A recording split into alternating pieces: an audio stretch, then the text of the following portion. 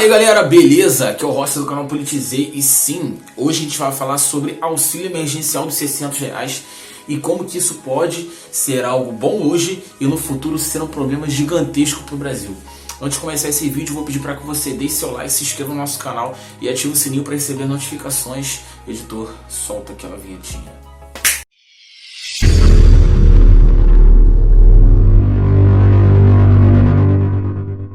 Então galera, qual é o primeiro problema que a gente precisa analisar quando a gente está falando de auxílio de R$600? Porra, caramba, auxílio de R$600 é uma coisa tão legal, né? O governo está redistribuindo o dinheiro dos nossos impostos para a gente poder se manter. Opa, já deu para analisar que tem alguma coisa errada aí, né? Mas calma aí, vamos um pouco mais atrás, vem comigo. Vamos lá. O Estado consegue tirar dinheiro de três formas. Vem comigo. Primeira, impostos, né? Ou seja, ele está impondo que você pague uma taxa para ele se manter. Você concordando com as ideias dele ou não, você tem que pagar imposto. Se você não pagar, você cai na sonegação, a Receita Federal vai atrás de você. E você sabe o que vai acontecer com você, né, safado? Então vamos lá. A primeira é impostos, né? Que é a mais intuitiva. A segunda, chega na Casa da Moeda e fala assim: liga a impressora. Não, mas como assim? A gente vai tirar dinheiro do zero? Tira dinheiro do zero. Tira, sai imprimindo dinheiro aí que vai dar certo. Que aí, esse aí é o problema da sociedade, entendeu? É falta de dinheiro. Vamos colocar dinheiro pra caramba aí, que o Estado vai fazer vários investimentos e tal, vai dar tudo certo, né? Tem muita gente que acha que é desse jeito, né? Que é só você imprimir dinheiro que o problema tá resolvido, que vai ter mais dinheiro circulando no mercado e vai tudo dar certo. Não, né? Na verdade, isso vai causar um problema muito grande que você já conhece: inflação. Para quem saiu do final da época da ditadura e pegou o início da redemocratização, com Sarney, etc., sabe o que uma hiperinflação significa, né? O pessoal pegou o Collor também, não é isso? Você chega no mercado e o seu dinheiro não vale nada, né? Você tem que levar pacote de dinheiro para poder comprar uma sardinha em lata. Ou seja, seu dinheiro não vale nada, né? Ou seja, é uma forma de imposto indireto, é o imposto inflacionário, né? Porque já que para poder provar imposto vai ser muito oneroso e vai fazer mal para o político que está fazendo isso, então ele controla o Banco Central, que aqui no Brasil o Banco Central ele não tem autonomia. Se você quiser que eu grave um vídeo sobre o Banco Central, acho que provavelmente você não vai querer porque é muito técnico, muito complexo, você escreve aqui nos comentários que aí eu faço um vídeo falando sobre o Banco Central e qual a importância dele ser autônomo ou dele deixar de existir, no caso, né? No caso da autonomia ou da dissolução do Banco Central. Mas enfim, isso daí é outra coisa de liberalismo de escola austríaca, a gente não vai falar isso agora. Então beleza, então a gente já falou da primeira, que é impostos, a segunda, que é inflação, né? E a terceira é emissão de título de dívida pública. Você já ouviu falar isso em algum momento da sua vida, no seu colégio, ensino médio, ou se você fez faculdade que teve alguma disciplina relacionada à macroeconomia, enfim. Então no caso a emissão de título de dívida pública é basicamente o seguinte, né? O Brasil chega e emite um título, vou te dar um exemplo, né? Alegórico aqui, de R$1.000, tá? O título de dívida aqui de R$1.000 do Brasil, tá? Que vai ser pago ao longo de 5 anos com 8% de juro. É como se ele estivesse pedindo um empréstimo para qualquer país que quiser comprar aquele título de dívida pública, tá? Com 8%. Quanto maior o risco do Brasil dar um calote nesses outros países, maior é a porcentagem de juros que ele vai pagar em cima desse dinheiro que ele está pedindo emprestado, né? Vamos supor, sei lá, Coreia do Norte, não vai fazer isso, mas se a Coreia do Norte pedisse um título de dívida pública, né?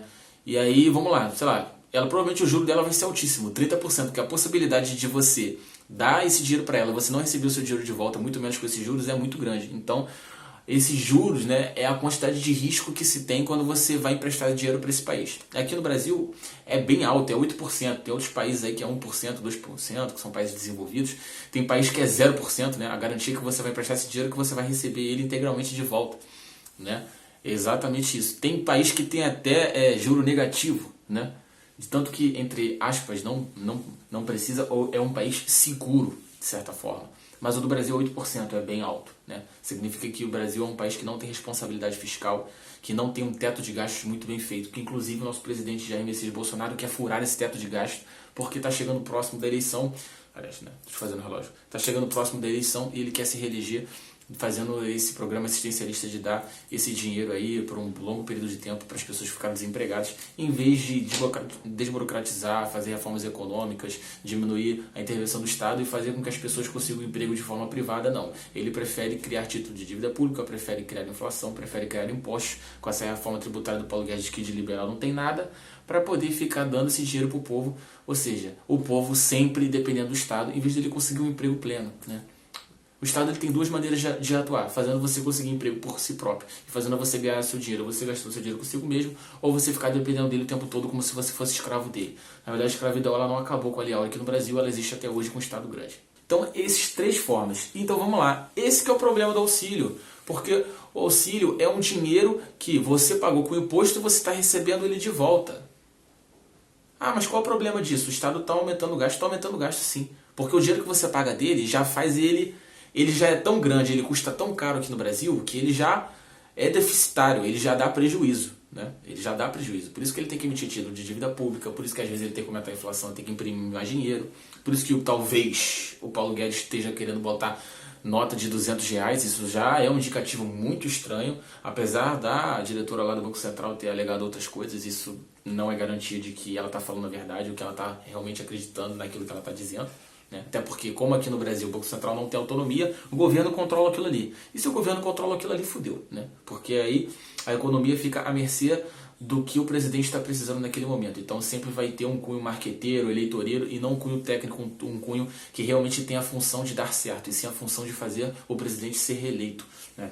Esse é um problema muito grave. Então o problema dos R$600 é o seguinte: você prefere que o governo fique criando gastos malucos, que as coisas fiquem cada vez mais caras, que você fique dependendo cada vez mais dele, porque toda vez que o Estado ele intervir em alguma coisa, ele precisa intervir mais e mais e mais e mais e mais para poder conseguir manter uma certa estabilidade para você. E no futuro, essa bolha estoura e gera uma crise econômica.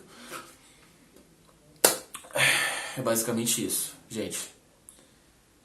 Era muito mais fácil ele ter feito uma reforma econômica, uma reforma política, uma reforma administrativa, uma reforma tributária, para poder enxugar o tamanho do Estado, né? Fazer com que sobre mais dinheiro para justamente pagar esse auxílio. Mas não, ele quer sempre crescer mais, aumentar teto de funcionalismo público, né? Enquanto o funcionário da iniciativa privada ganha tão pouco, aumentar cada vez mais a estabilidade do funcionalismo público, enquanto a maior parte da população brasileira trabalha na iniciativa privada, paga a maior parte da carga tributária e é o que tem os menores salários, né? Sempre privilegiando o servidor público e fudendo o cara que trabalha na iniciativa privada, que é a maior parte do Brasil, né? Ainda me vem aparecer auditor fiscal lá na Lesp de São Paulo, querendo reclamar, querendo um aumento do salário dele, porque o cara ganha 18 mil e pouco, e é pouco. Eu acho que isso já disse muita coisa. Né? Era mais fácil o governo ter feito reformas econômicas para você conseguir ter o seu emprego e não ficar dependendo dele. Só que isso não dá voto. O que dá voto é ele te dá uma Corona Voucher todo mês para você ir lá na Caixa Econômica Federal pegar uma fila de 10 km para você conseguir pegar os R$600 por mês. E ele falar: fui eu que te dei. Esse é o problema. Tamo junto, galera. Solta a vinheta.